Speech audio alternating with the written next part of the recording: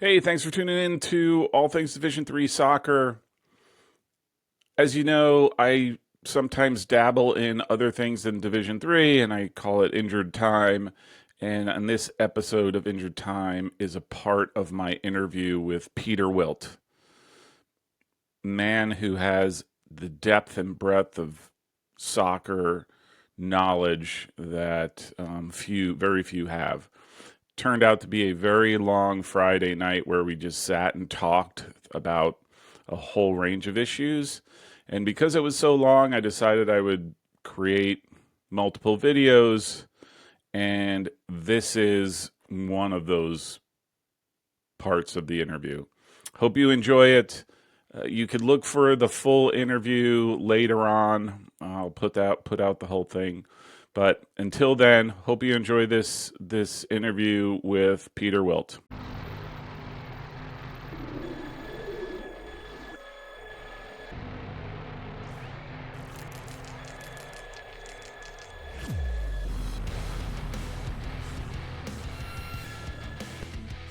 All right. How fantastic is this?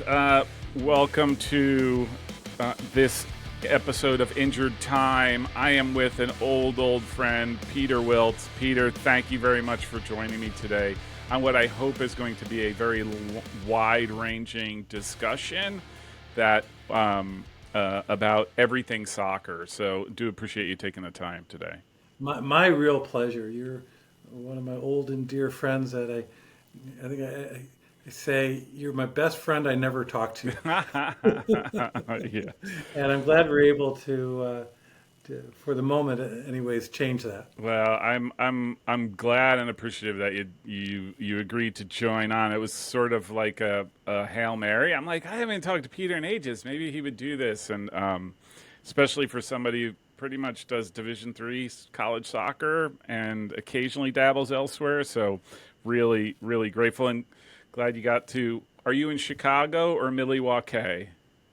I just got back from Chicago. I did Okay. the Yeah. Hiawatha today, Yeah. the Okay. quick there and back. Well, it was quick there, hour and a Not half there. back. It was about 3 or 4 hours back, Yeah. unfortunately, but Yeah. that happens. Well, that's you live in New Jersey and you take the Northeast Corridor.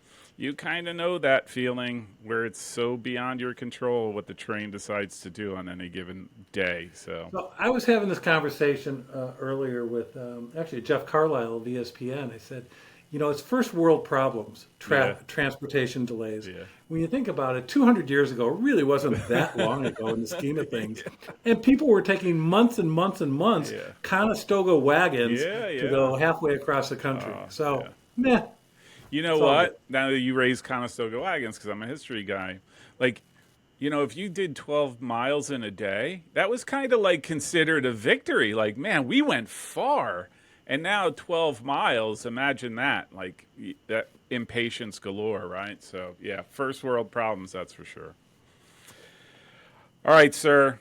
So, I'm going to start in something that I've been intrigued about for quite a while, especially as I followed Division 3 4 years ago.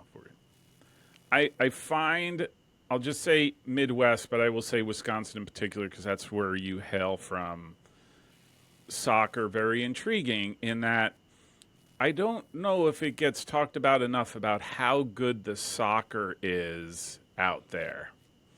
And so I wonder if you could give me your impressions maybe about what the soccer culture is like and why is there such good soccer. And I'm just going to point to the obvious, the Wisconsin schools. There's Platteville and Eau Claire, and these are programs that are notable in the world that I follow. So I'm just curious: is there anything that you see on your end as to what's unique there? Is it the water? Is it the grass-fed beef? I mean, organic chicken? Well, yeah, and you may have better perspective on this than me. I really don't spend a lot of time diving into the collegiate scene, but I will say a couple things about it. One is that the ethnic heritage of the Midwest brought high level soccer to the Midwest in the early 1900s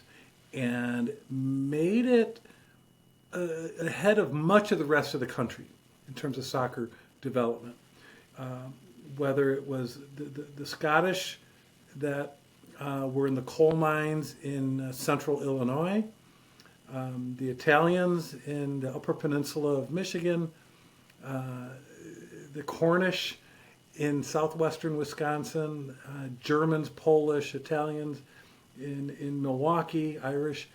And these folks brought their love of soccer, their passion for soccer with them in the first part of the 20th century. So it got kind of a roots planted early on. And over time, the Midwest was kind of ahead of the curve from a lot of other parts of the country. East Coast, obviously, Yeah. ahead of the Midwest and Right. far ahead. And to this day, is seeing the benefits of it. But, more so than Wisconsin, I think you look at St. Louis as kind of the quintessential example, the 1950 World Cup, and that's a direct linkage to the ethnic heritage, especially the Italian heritage of St. Louis. And so I think it normalized the sport in the Midwest and in different pockets. And so you had some really talented players, generation to generation, that maybe instead of baseball, basketball, football, hockey, or at least in addition to baseball, basketball, football, hockey, they were playing soccer, and it was fine. It was a normal sport. Whereas in other parts of the country, perhaps not so much. It was shunned, especially after World War II, with anti-immigrant thinking in a lot of the country, where they saw soccer as a foreign sport and should be repelled. But in Wisconsin, it was embraced, and the leadership of amateur soccer in Wisconsin has always been strong. Among others, former U.S. Soccer President Gene Edwards came from Wisconsin, and of course Bob Gansler. Bob Gansler, the big Bob name. Gansler. Yeah. By the way, a crime. There's something called the Wisconsin Athletic Hall of Fame. It's been around since the 1950s, and there are, I don't know, certainly a couple hundred people in the Wisconsin Athletic Hall of Fame. It's outside what used to be called the Mecca Arena, where the Milwaukee Bucks used to play before the Bradley Center. And beautiful plaques. 0 soccer entries in the Wisconsin Athletic Hall of Fame. So I started a small effort about 10 years ago to get Bob Gansler inducted into the Wisconsin Athletic Hall of Fame without success. And a friend of mine literally owns the Wisconsin Athletic Hall of Fame, and I still failed, so bad on me. But in the last year, a new group of folks is taking on the mantle of getting Bob in, and I think this time it'll be successful. And he's the obvious first choice to break down that barrier. But the Wisconsin Athletic Hall of Fame has snowmobilers in it. Of course, they have speed skaters and Snow other sports. ice fishers. Like, As they should. Yeah. Deer hunters. I mean, those are Wisconsin sports. yeah. And there's obviously a good number of soccer folks that should be in something like that. And it's that ethnic heritage that fueled the growth of the sport early on, and it carried over. Wisconsin has more first division collegiate soccer programs than most states. In fact, it has more first division collegiate soccer programs than the states of Minnesota, Iowa, North Dakota, South Dakota, Montana combined. and probably can throw in Nebraska and a couple of others. Yeah. Wisconsin, I believe, has 5 first division programs. And the success of those programs has gone up and down. University of Wisconsin won the national championship under Jim Launder in the mid-90s. Marquette University has gone up and down. UW Green Bay with Aldo Santaga. There's another ethnic guy from the Italian heritage who launched that program and ran it for decades, uh, and put UW Green Bay on the soccer map. And you're like, why would UW Green Bay have a Exactly. great Yeah, soccer yeah, program? yeah. And UW Milwaukee, oh my goodness, under Bob Gansler, of course, but under Louis Bennett. Timo Liakoski Oh, there's another was one. there. Oh, A legend. gentleman named Dan Harris, Legend in indoor too. That's where I know him from. Right. Cleveland Cleveland Force, Forest, just a absolutely. legend. Yeah, yeah. So that program established a pipeline of players to Minnesota. But yeah, Minnesota, the whole state, had zero first division collegiate yeah. soccer programs. Wow. So they got Tony Sana, they Yeah, got yeah, the Lagos brothers, yeah. Manuel and Gerard, and some Amos McGee. They got no, I'm sorry, Amos went to Wesleyan out in Connecticut, but a number of other players ended up starting for my Minnesota Thunder Mm-hmm. team in the mid '90s, like John Mank and Don Gramens, and UWM. I think Chris Kelderman, the former DC United player, is Yeah. been the head coach there for a while. So you have that. On the third division level, I think it's a bit of that, again, I'll say trickle down, but so much soccer culture at the youth and adult level. The adult amateur soccer in Milwaukee and Madison has been tremendous as long and very serious Mm-hmm. as long as I can remember. I've been in the sport for 40 years here in Wisconsin, and in my younger years, you know, the adult teams had some really high quality programs with promotion and relegation, Mm-hmm. and these were top leagues that would have some great players. The great Jimmy Banks Oh, yeah, started yeah. for the Milwaukee Bavarians, Yeah. Milwaukee and School of Engineering too, right? He was coach as a there. head coach. Yeah, head He coach. played at UW Milwaukee. Uh-huh. Well, he played at UW Parkside, Yeah. the little college in Kenosha, and then transferred to UW Milwaukee under Coach Gansler, who took him to the World Cup in 1990 and became, along with Desmond Armstrong, the first Yeah. African Americans to represent the United Yeah, States yeah. Soccer Federation in a World Cup. So I think that ethnic heritage plays into it. Um, and the seriousness and the normalization of the sport in Wisconsin and the Midwest. I'll tell you, the word you use is normalization, because everywhere else I look, or everywhere else I've looked historically, it ends up being a very yeah. I don't want to say obscure, but it's almost like a fringe thing, right? Like, oh, the nerds are into it, or like they're sort of into this strange sport called soccer, and it's never quite mainstreamed where it seems like Midwest Yeah. Wisconsin. Yeah, I remember when I first saw that suburban Milwaukee high schools, Brookfield Central and Brookfield East, had their big rivalry game as their homecoming game Wow. instead of football. Yeah. And this was 30, 40 years ago. I thought, wow, Yeah. this is cool. Yeah. It was amazing. Chuck Carlson, who's a great soccer historian, he's the Chicago House Club historian. And people think it's odd that a newish team like Chicago House has been around for 5 years has a club historian. But one of the first things I did when launching the house in 2020 was to bring Chuck on as a club historian, because I thought, if this club is going to be around for a while, we're going to Yeah. want the early years documented and Yeah, archived. And Chuck is a great soccer historian, so he was up for the task.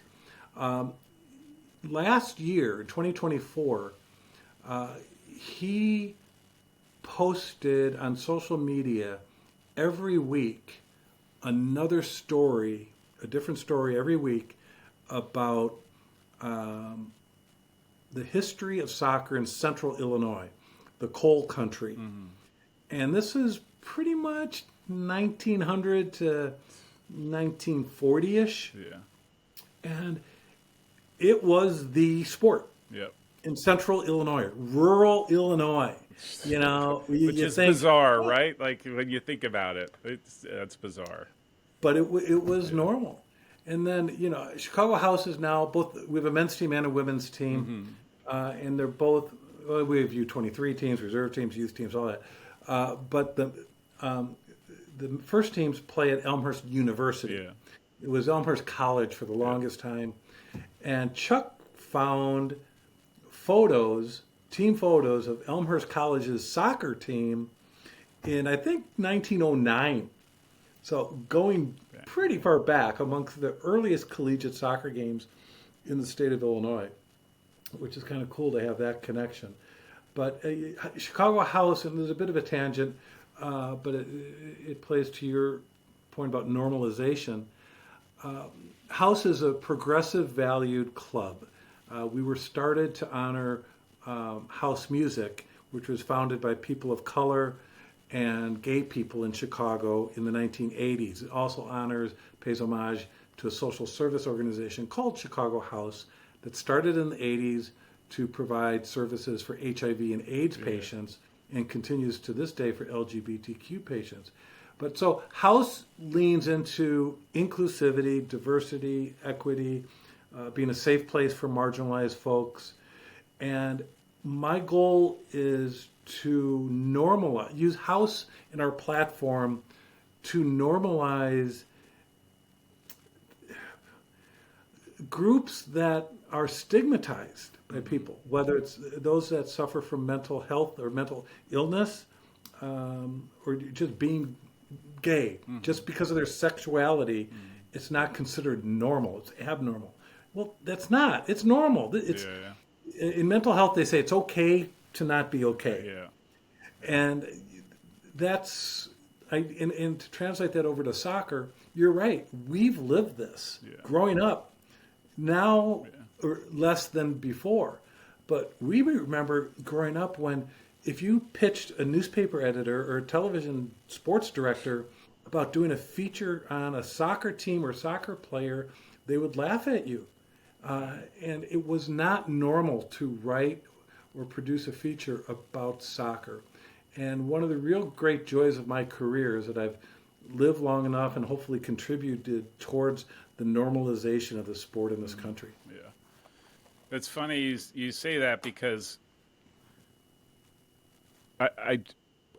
actually the first time we actually met in person was what must have been 1998, 1999, where I wrote an email to Rick Morrissey of the Chicago Tribune or some.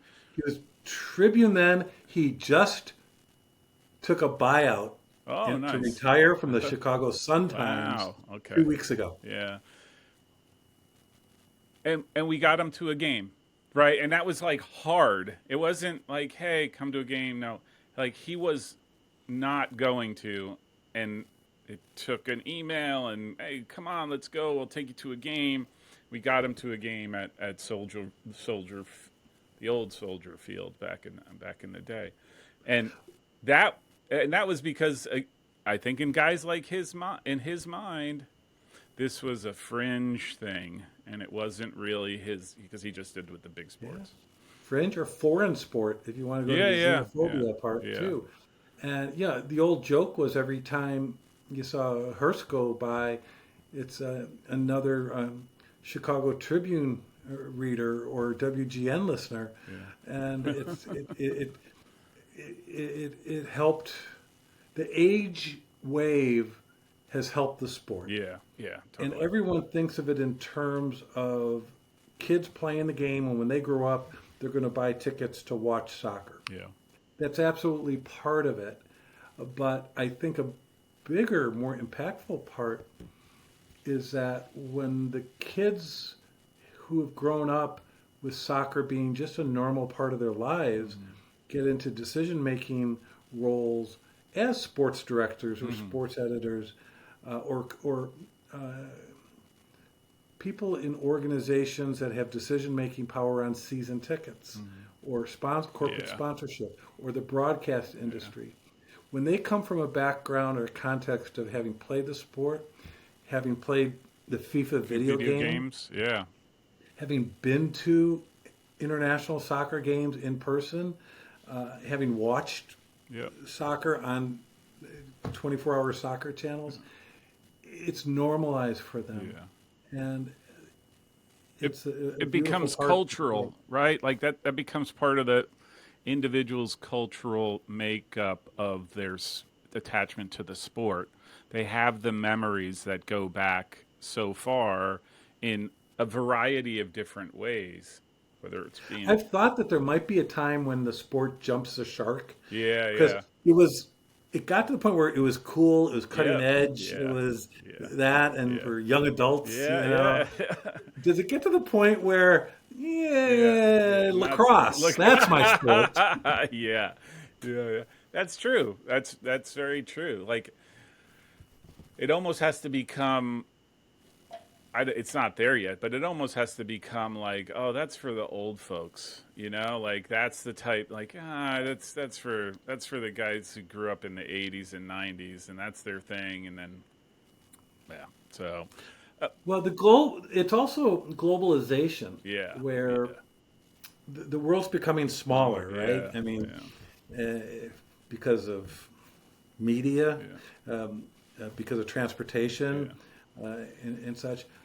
And as it pertains to soccer, you know, the globalization of sports is coming to the U.S. Not just for soccer. Cricket yeah. is now again a bigger Rugby, footprint. Rugby, absolutely. yeah, But it's going the other way as well. yeah, And you're seeing American football and basketball in particular, hockey to a lesser extent, baseball to a certain extent, making inroads into the rest of the world. yeah, And you see the NFL and the yeah. NBA putting so much time and financial resources Resources, yeah. into it. What is it? Yesterday with Bayern Munich? No, Dortmund. Borussia Dortmund, Dortmund is yeah, doing a partnership with the NFL. yeah. I think I, I think it's the folks at NFL and NBA and the other sports sort of realizing what soccer has been doing. I'll just say trying to get into the United States, right? Like there's a reason why they're coming here, just as why there's a reason why you want to go overseas, right? Just expands your footprint, all those different things. I think that's a no. I would have said a long time. That's a no-brainer, right? Like you Yeah. can't. Well, I'm sure there's going to be tariffs put on Yeah, the international soccer tours in the yeah, U.S. yeah.